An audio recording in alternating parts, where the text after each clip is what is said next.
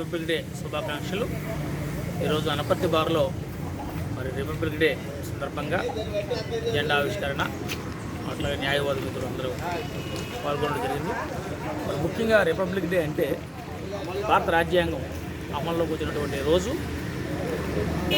మరి భారత రాజ్యాంగం అమల్లోకి వచ్చిందంటే డాక్టర్ బాబాసాహెబ్ అంబేద్కర్ ఆయన అహర్నిశలు శ్రమించి నిర్మాణం చేసినటువంటి రాజ్యాంగాన్ని ఆ చరిత్రని గుర్తు చేసుకొచ్చినటువంటి సందర్భం ఎంతైనా ఉంది. మరి భారతదేశంలో, అఖండ భారతదేశంలో మరి చరిత్ర ఎట్లాగంటే అనేకులు పాలన చేసిన తర్వాత లాస్ట్ బ్రిటిష్ పాలన నుండి విముక్తి పొంది స్వాతంత్రం పొందిన తర్వాత ఈ దేశానికి ఒక రాజ్యాంగం కావాల్సి వస్తే బాబాసాహెబ్ అంబేద్కర్ ప్రపంచ దేశాలన్నీ రాజ్యాంగాలు సర్వే చేసి మరి భారతదేశానికి ఒక రాజ్యాంగ నిర్మాణం చేశారు. ఎందుకంటే రాజ్యాంగ పరిషత్తు రాజ్యాంగ నిర్మాణ కమిటీ అధ్యక్షులుగా. మరి అటువంటిప్పుడు ఈ భారతదేశంలో నేటికి భారత రాజ్యాంగం సక్రమంగా అమలు జరిగితే ఈ రోజున నిరుద్యోగ సమస్య ఉండదు, మరి ఎవరు పేదవాళ్ళు ఉండరు. అన్ని కళలతో బాబాసాహెబ్ అంబేద్కర్ రాజ్యాంగం రచించారు. అయితే న్యాయవాద మిత్రులకు, ముఖ్యంగా ఆంధ్రప్రదేశ్లో ఉన్నటువంటి న్యాయవాద మిత్రులకు మరి ఈ సందర్భంగా నేను తెలియజేస్తుంది ఏంటంటే, మరి జ్యుడిషియరీ ఎంత ఇంపార్టెంటో కాన్స్టిట్యూషన్లో మనందరికీ తెలుసు. ఈవేళ పరిపాలన, రాజకీయ పరిపాలన ఎట్లా జరుగుతుందో కూడా మనకు తెలుసు. ఎందుకంటే ఎక్కడున్న నేర చరిత్ర ఉన్న వాళ్ళే ఈవేళ పాలకులుగా అవుతున్నారు. ఒకప్పుడు పార్లమెంట్లో 190 మంది దేశభక్తి కలిగి సామాజిక పరిస్థితుల మీద అవగాహన ఉన్న వాళ్ళు పార్లమెంట్కి వెళ్తుంటే ఈ రోజున నేర చరిత్ర ఉన్న వాళ్ళే ఈవేళ పార్లమెంట్లో ఉన్నారు. అటువంటి పరిస్థితుల్లో భారత రాజ్యాంగం సక్రంగా అమలు అవుతుందా ఒకసారి ఆలోచించండి.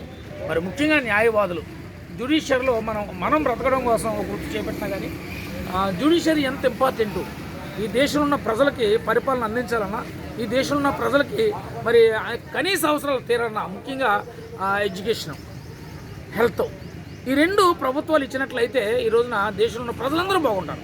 కానీ ఈ రోజున కనీసం చదువు లేని వాళ్ళు, హెల్త్ పాడవుతే వైద్యం చేయించుకోలేని వాళ్ళు ఎంతమంది ఉన్నారో మనకు తెలుసు. ఎందుకంటే మనం ఏదైనా మొక్కుబడిగా సాంప్రదాయంగా చేయడం వేరు, దాన్ని నిర్మాణం ఏదైతే మనం చెప్తున్నామో దాన్ని ఆచరించడం వేరు. మరి ఏఎఫ్, ముఖ్యంగా ఏఎఫ్ టీం న్యాయవాద మిత్రులు ఎవరైతే ఉన్నారో మనం ఏదైతే చెప్తున్నామో కనీసం అందులో 50% అన్న మనం నెరవేర్చగలిగితే ఖచ్చితంగా భావితరాలకి ఒక ఆలోచన ఇచ్చిన వాళ్ళు అవుతామనే ఈ వీడియో రిపబ్లిక్ సందర్భంగా చేస్తున్నాను. ఇంకేతంటే చరిత్ర అందరికీ తెలుసు, ఈ చరిత్ర అందరికీ తెలుసు. ఒక మార్పు రావాలి సొసైటీలో, మార్పు రావాలంటే సిస్టంలో మార్పు రావాలి. సిస్టంలో మార్పు రావాలంటే మరి గ్రూప్ ఏ అధికారులు ఉన్నటువంటి ఐఏఎస్, ఐపీఎస్, ఐఎఫ్ఎస్, ఐఆర్ఎస్ అంటే అధికారులు ఇవాళ చాలామంది ఉన్నారు స్టేట్లో. అలాగే జ్యుడిషియర్లో హైకోర్టు జడ్జీలు చాలామంది ఉన్నారు. హైకోర్టు జడ్జీలుగా రిటైర్ అయిన వాళ్ళు, జిల్లా జడ్జీలు, ఇంతమంది ఉన్న సామాజిక పరిస్థితుల మీద తెలిసిన వాళ్ళు మరి చాలామంది మానవ సేవే మాధవ సేవ అని ఒక వాక్యం టైటిల్ వాడతారు. ఎక్కడ మనం చేస్తున్నాం మానవ సేవే మాధవ సేవని. ఈరోజు ఒక విలేజ్ని చూసుకోండి, ఆ విలేజ్లో ఎంతమంది నిరుపేదలు ఈ రోజు వరకు 4 తరాలుగా నిరుపేదలుగా ఉన్నవాళ్ళు ఉన్నారు. అంటే ఒక ఎడ్యుకేటెడ్ ఫ్యామిలీ రాలేని కుటుంబాలు చాలా ఉన్నాయి, కనీస అవసరాలు తెలియని కుటుంబాలు ఉన్నాయి. మరి భారత రాజ్యాంగంలో ఆది సూత్రాల ప్రకారంగా ఫండమెంటల్ రైట్స్ వీటి చూస్తే అవి కానీ సక్కగా ఇంప్లిమెంట్ అవుతాయి. ఈ దేశంలో నిరుద్యోగ సమస్య ఉండదు. మరి ఈ రోజుకి ప్రభుత్వ హాస్టల్లో చదువుకునే విద్యార్థుల పరిస్థితి చూడండి. కనీసం ప్రభుత్వ హాస్టల్లో చదువుకునే పరిస్థితి వాళ్ళకి సరైన కనీస అవసరాలు ఉండవు. వాళ్ళకి ఖర్చు పెట్టే కేటాయింపు ఎంత. అలాగే అన్ఎంప్లాయ్మెంట్, ఈ దేశంలో అన్ఎంప్లాయ్మెంట్ ఎంత ఉందంటే మరి ఎంత చదువుకున్న ఎంప్లాయ్మెంట్ లేక యూత్ కరప్షన్కి అలవాటు అవుతున్నారు. మరి ముఖ్యంగా ఎస్సీ బ్యాక్లాగ్ పోస్టులు గత 25 ఏళ్ళుగా భర్తీ కావడం లేదు. భూమి, ఈ దేశంలో భూమి సంపద ఎంతమంది దగ్గర ఉందంటే చాలామంది దగ్గర కనీసం 10 సెంట్లు భూమి లేని వాళ్ళు ఉన్నారు. ఈ భూమి సంపద ఎవరికైతే ఈ రోజున గవర్నమెంట్ ఏళ్ల తరబడి పంపిణీ చేస్తుందో ఆ భూమి మీద హక్కు కావాలి. మరి ఇలాంటి పరిస్థితుల్లో మనం దేనికోసం ఫైట్ చేయాలి? ముఖ్యంగా జ్యుడిషియరీలో అనేక నామినేట్ పోస్టులు ఉన్నాయి. ఎవరు ఆర్థికంగా స్థిరపడిన వాళ్ళు కూడా ఒకసారి ఆలోచించండి.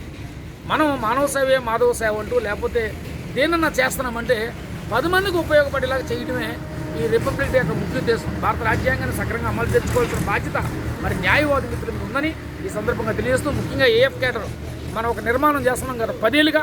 ఈ నిర్మాణంలో ముఖ్యంగా మరి రాబోయే బార్ కౌన్సిల్కి ఒక నిర్మాణం జరుగుతుంది. అలాగే హాస్టల్లో ఉన్న విద్యార్థులకి ఒక అండగా నిలబడడం, అలాగే నిరుద్యోగులకు అండగా నిలబడడం, భూమి లేని వాళ్ళకి అండగా నిలబడడం, మరి ఇలాంటి వాటి మీద ఒక నిర్మాణం చేస్తున్నాం. కాబట్టి మరి మోరల్ సపోర్ట్ ఏఎఫ్కి అందరూ ఇవ్వగలరని మీ యొక్క ఆలోచనలు తెలియజేయగలని సందర్భంగా తెలియజేస్తున్నాం. జై భీమ్.